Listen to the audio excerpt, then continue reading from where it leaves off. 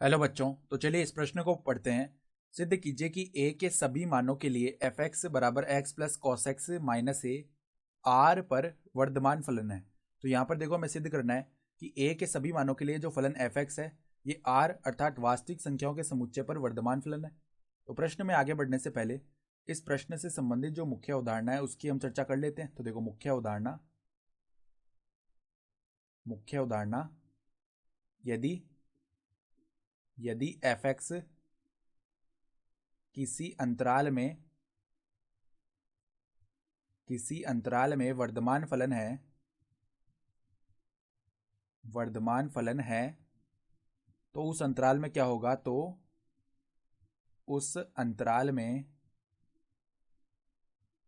अंतराल में f dash x का जो मान है वो शून्य से बड़ा या बराबर आएगा। ठीक है, तो अगर f डैश एक्स का मान शून्य से बड़ा या बराबर आ रहा है तो एफ एक्स जो है वो उस अंतराल में वर्धमान फलन हो जाएगा।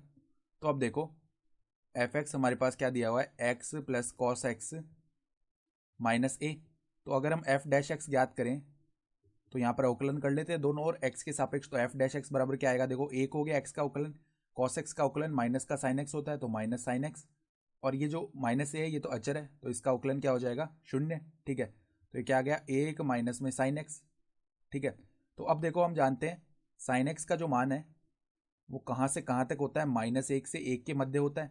ठीक है, तो माइनस sin x का जो मान है वो कहाँ से कहाँ तक होगा, ये हो जाएगा माइनस एक से एक के बीच। ठीक है, तो अब हम एक जोड़ लेते तो एक माइनस साइन एक्स का जो मान है वो कहाँ से कहाँ तक आएगा, 0 से 2 के बीच में। ठीक है, और 0 से 2 के बीच में धनात्मक होगा, अर्थात हम क्या देख सकते हैं कि एक माइनस एक्स का जो मान है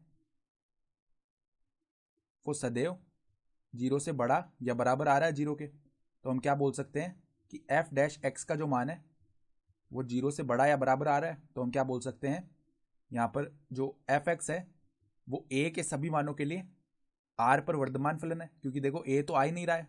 यानी हम बोल सकते हैं अतः अतः एफ एक्स, हमें तो बस इतना ही लाना था कि एफ डैश एक्स सदैव धनात्मक है, तो सदैव धनात्मक आ रहा है। यहाँ पर ए के ऊपर कोई भी स्थिति नहीं आ रही है कि ए का मान इससे छोटा हो या उससे बड़ा हो तब धनात्मक आएगा। ए तो आ ही नहीं रहा है एफ डैश एक्स के पद में, तो एक माइनस साइन एक्स सदैव धनात्मक है या फिर 0 के बराबर है। तो हम क्या बोल सकते हैं, अतः एफ एक्स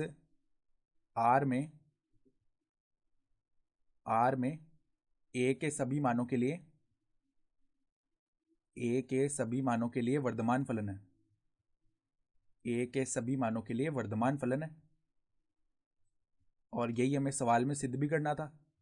ठीक है, यहाँ पर देखो यही बोला था हमें सिद्ध करने के लिए, तो हम क्या लिख सकते हैं, इति सिद्धम, अर्थात दी गई उदाहरणा के आधार पर हमने सिद्ध करके दिखा दिया। तो आशा करता हूँ कि आपको ये प्रश्न समझ में आया होगा। धन्यवाद।